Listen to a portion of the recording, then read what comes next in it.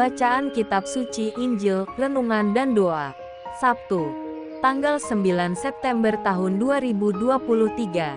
Anak Manusia adalah Tuhan atas hari Sabat. Inilah Injil Suci menurut Lukas, bab 6 ayat 1-5.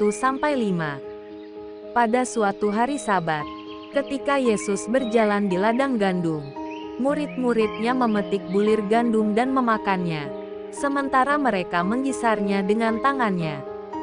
Tetapi beberapa orang Farisi berkata, "Mengapa kamu berbuat sesuatu yang tidak diperbolehkan pada hari Sabat?" Lalu Yesus menjawab mereka, "Tidakkah kamu baca apa yang dilakukan oleh Daud, ketika ia dan mereka yang mengikutinya lapar? Bagaimana ia masuk ke dalam rumah Allah dan mengambil roti sajian, lalu memakannya dan memberikannya kepada pengikut-pengikutnya. Padahal roti itu tidak boleh dimakan kecuali oleh imam-imam." Kata Yesus lagi kepada mereka, "Anak Manusia adalah Tuhan atas hari Sabat." Demikianlah sabda Tuhan. Shalom, Anak Manusia adalah Tuhan atas hari Sabat. Injil hari ini, Lukas bab 6 ayat 1-5 mengisahkan, para murid Yesus memetik bulir gandum dan memakannya, dan kemudian melebarkannya, menggisarnya dengan tangannya. Bagi orang Farisi, tindakan para murid Yesus ini melanggar hukum Sabat Yahudi karena dilakukan pada hari Sabat. Mengapa kamu melakukan sesuatu yang tidak diperbolehkan pada hari Sabat? Yesus mengingatkan mereka pada waktu di mana Daud memberi makan pasukannya yang lapar dengan roti kudus, yaitu roti sajian yang ditempatkan dalam tabernakel. 1 Samuel bab 21 ayat 1-6. Menurut hukum yang berlaku, roti seperti ini hanya dapat dimakan oleh para imam dari rumah Allah.